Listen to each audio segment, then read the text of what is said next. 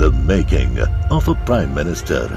मुश्किलों का अंबार है, वही तो मेरे हौसलों की मीनार है। हिंदुस्तान में दो प्रधान, दो निशान नहीं चलेंगे। अगर इतनी ताकत ये पाकिस्तान के खिलाफ लगा दे तो आतंकवाद आसान हो गया। हम चुनौतियों से टकरा रहे हैं। सर्जिकल स्ट्राइक और एयर स्ट्राइक करके नए भारत के सामर्थ्य का संदेश भी दे दिया है।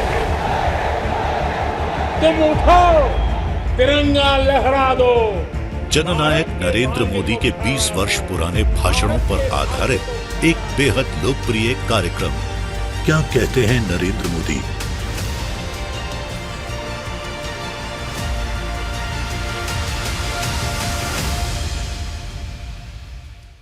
नमस्कार, मैं हूं आपके साथ पूर्णिमा मिश्रा। हमारे खास प्रोग्राम क्या कहते हैं नरेंद्र मोदी में आज आपको सुनवाएंगे मोदी का वो ऐतिहासिक भाषण जो उन्होंने 16 फरवरी 2014 को हिमाचल के सुजानपुर में दिया। एक जनसभा के दौरान मोदी ने कहा कि हम वादे नहीं बल्कि इरादे लेकर आए हैं। हम विकास का संकल्प लेकर हिमाचल आए हैं। पूरे विश्व में टूरिज्म के विकास के लिए बहुत संभावनाएं पड़ी है। पूरे विश्व में एक व्यवसाय बहुत ही तेजी से आगे बढ़ रहा है, वो है टूरिज्म। आधुनिक टेक्नोलॉजी के कारण दुनिया बहुत छोटी हो गई है और दुनिया का हर व्यक्ति दुनिया को जानना समझना चाहता है। भाइयों बहनों, 125 करोड़ देशवासी हिंदुस्तान के, वे भी टूरिज्म का एक बहुत बड़ा मार्केट है, उनका भी टूरिज्म का डेस्टिनेशन है।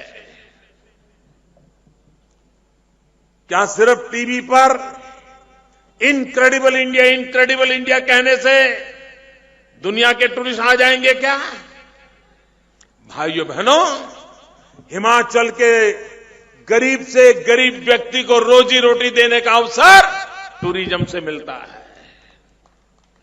हिमाचल के नौजवान को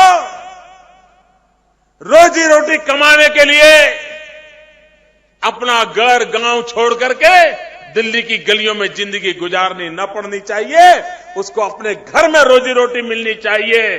टूरिज्म में वो ताकत है कि यहां के नौजवान को रोजगार मिल सकता है। और भाइयों बहनों, थोड़ी कोशिश की जाए, टूरिज्म बहुत आसानी से विकास किया जा सकता है। और हम तो हिमाचल में जानते हैं जी, थोड़ी सी भी व्यवस्था खड़ी कर दी जाए, अरे कहीं पर एक छोटी सी चाय का ठेला लेके कोई खड़ा हो जाए तो आज आते जाती 25 गाड़ियां खड़ी हो जाती है, चाय वाला भी कमाने लग जाता है। आजकल मैं चाय वाले की बात करता हूं ना, तो कुछ लोगों को गुस्सा आता है। मैं हैरान हूं, हमारे देश में राजनीतिक अस्पृश्यता इस हद तक पनप गई है कि एक बार केरल के एक कम्युनिस्ट पार्टी के नेता ने मोदी की तारीफ की, उसको पार्टी से निकाल दिया। कोई एक मंत्री मुझे मिलना आया, उसका हिसाब मांगा गया। ऐसा आतंक फैलाया गया है हमारे देश में। अमिताभ बच्चन हमारे यहां टीवी का एडवर्टाइजमेंट करते हैं, उनको भी 50 बार आप मोदी के साथ, आप मोदी के साथ, पता नहीं क्या हो गया है। भाइयों बहनों, इंसान तो छोड़ो, आज लोग चाय को भी गाली देने लगे। मोदी जो क्या चाय की बात बोल दिया, चाय को भी गाली दे रहे। भाइयों बहनों, ये नफरत की राजनीति, ये अस्पृश्यता की राजनीति लोकतंत्र के अंदर उसके लिए कोई जगह नहीं होती है। लोकतंत्र में हर एक को अपने विचार रखने का अधिकार होता है, अपनी बात बताने का अधिकार होता है, उसकी काट करने का दूसरे को अधिकार होता है। लेकिन अस्पृश्यता का माहौल, नफरत का माहौल लोकतंत्र के स्वास्थ्य के लिए अच्छा नहीं होता है। लेकिन कांग्रेस पार्टी के स्वभाव में लोकतंत्र नहीं है। वो वंशवादी पार्टी है, और जो वंशवादी होते हैं वो लोकतंत्र के दुश्मन होते हैं भाइयों। ये वंशवादी पार्टियां हैं, इन वंशवादियों से देश को बचाना होगा। और इसलिए भाई बहनों, चाहे महंगाई से मुक्ति चाहिए, भ्रष्टाचार से मुक्ति चाहिए, नौजवान को रोजगार चाहिए। भाइयों बहनों, हिंदुस्तान के 65 करोड़ नौजवान 35 से कम आयु के हैं। भारत का भाग्य बदलने की ताकत देश के नौजवान में है। उसे अवसर चाहिए, उसके हाथों में हुनर चाहिए। अगर स्किल डेवलपमेंट के लिए हिंदुस्तान ने अगर पहले से काम शुरू किया होता तो आज करोड़ों करोड़ों नागरिकों की स्किल लेबर के नाते जरूरत है, स्किल वर्कर के नाते जरूरत है। लेकिन हमारी दिल्ली में बैठी हुई सरकार 10 साल पीछे है, 10 साल पीछे। भाइयों बहनों, हमारी प्राथमिकता है देश के नौजवानों को हुनर सिखाएं। गरीबी कारण 5वीं कक्षा छोड़ दी, 7वीं कक्षा में उठ गया, वो बेचारा मजदूरी कर रहा है, उसको दोबारा लाएं, स्किल डेवलपमेंट कराएं, उसके हाथ में हुनर दें, वो अपना परिवार का पेट भरे। इतनी ताकत उसके भुजाओं में आ सकती है और उसके प्रयत्नों से राष्ट्र की आर्थिक गतिविधि भी आगे बढ़ सकती है। और इसलिए हमारी प्राथमिकता है हमारे नौजवान को रोजगार मिले, वो अपने पैरों पर खड़ा हो। वाजपेयी जी की सरकार ने हिमाचल को स्पेशल पैकेज दिया था, औद्योगिक विकास के लिए टैक्स इंसेंटिव दिया था, और उसके कारण देखते ही देखते हिमाचल में उद्योग लगने लगे थे, रोजगार बढ़ने लगे थे। लेकिन यूपीए की सरकार आते ही उसे बंद कर दिया, ताले लग गए, विकास रुक गया। बेरोजगार नौजवान नौकरी के लिए, रोजगार के लिए तड़पता रह गया। भाइयों बहनों, हिमाचल के जीवन को बदलना है तो हिमाचल के नौजवानों को रोजगार मिले, इसको प्राथमिकता देनी होगी। टूरिज्म जैसे एक महत्वपूर्ण क्षेत्र है जो हिमाचल के नौजवान को रोजगार दे सकता है, उसी प्रकार से उसके हाथों में हुनर दिया जाए, उसके हाथों में कौशल्य दिया जाए, तो हिमाचल का नौजवान पूरी अपनी ताकत बता करके वो भी सुख चैन की जिंदगी जी सकता है, अपने मां बाप जी सकते हैं, इस प्रकार की व्यवस्था कर सकता है। भाइयों बहनों, हमारे देश की सारी समस्याओं का समाधान विकास की राजनीति में है। अब देश वोट बैंक की राजनीति बहुत देख ली भाइयों, देश को तोड़ने वाली राजनीति बहुत देख ली। उनके सुपुत्र भी वहां से कुछ न कुछ गालियां दे रहे थे हमें, और मैडम भी कुछ न कुछ सुना रही थी, और वो कल कह रही थी मोदी ने स्टैच्यू ऑफ यूनिटी का मुहिम उठाया है ना, तो उन्होंने कहा अगला चुनाव यूनिटी के लिए, यूनिटी के लिए। वो कभी कहती है कुछ लोग जहर की खेती करते हैं।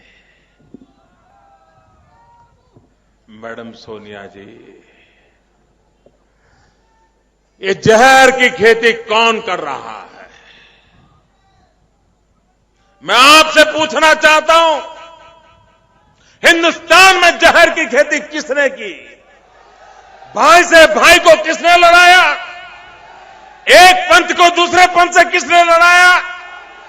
एक राज्य से दूसरे राज्य को किसने लड़ाया? ऊंच और नीच के भेद किसने किए? अमीर गरीब के भेद किसने किए? शिक्षित अशिक्षित के भेद किसने किए? अरे आपने 60 साल देश को बांटने का काम किया है, तोड़ने का काम किया है, वोट बैंक की राजनीति की है, और आप हमें कह रही हो कि हम जहर की खेती कर रहे हैं। भाइयों बहनों, भारतीय जनता पार्टी प्यार की खेती करती है, प्यार के पौधे उगाती है।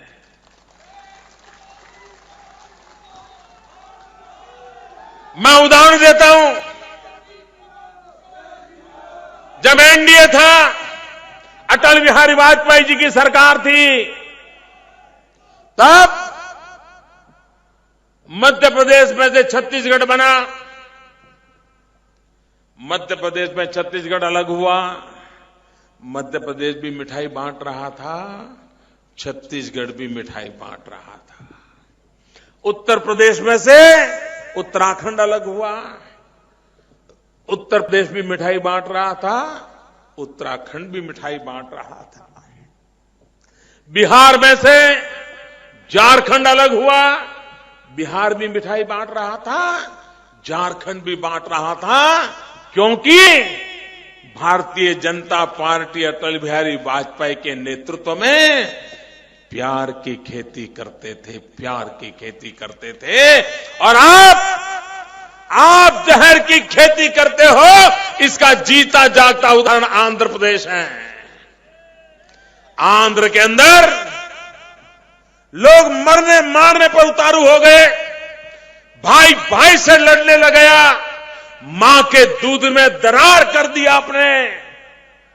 क्या आप हंसी खुशी के साथ सीमांध्र के लोगों को विश्वास में लेकर के, तेलंगाना के लोगों को विश्वास में लेकर के तेलंगाना की रचना नहीं कर सकते थे?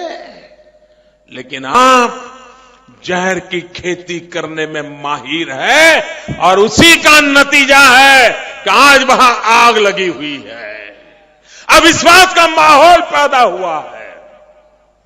भाइयों बहनों, जहर की खेती कौन करता है, देश भली भांति जान चुका है। देश को एकता, शांति, सद्भावना, भाईचारे को लेकर के 125 करोड़ देशवासी एक परिवार के नाते, भारत मां के संतान के नाते आगे बढ़े, यही सपना भारतीय जनता पार्टी का है। हमने विकास की नई ऊंचाइयों को पार करना है। सामान्य मानवीय की आवश्यकताओं की पूर्ति के लिए सरकार चुनी जानी चाहिए। और मैं आज आपको भाइयों बहनों बताना चाहता हूं, वादे करने वाले बहुत आए, वादे करने वालों को बहुत देखा है। आज मैं वादे नहीं, इरादे लेकर के आया हूं। भाइयों बहनों, ये पक्का है, एनडीए की सरकार बनने वाली है। और एनडीए की सरकार आज बनने वाली है तो एनडीए का मूल नाम है नेशनल डेमोक्रेटिक अलायंस।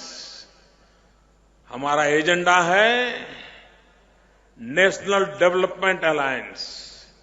वही एनडीए है, नेशनल डेवलपमेंट अलायंस के रूप में हम देश को विकास की नई ऊंचाइयों पर ले जाने का संकल्प लेकर के आए हैं। आप सब मेरे साथ बोलिए, भारत माता की। ऐसे नहीं, इन पहाड़ियां गूंजनी चाहिए दोस्तों, सिर्फ आपकी आवाज नहीं, एक एक पहाड़ की आवाज आनी चाहिए। वंदे वंदे वंदे वंदे वंदे वंदे वंदे। The making of a prime minister. मुश्किलों का अंबार है, वही तो मेरे हौसलों की मीनार है।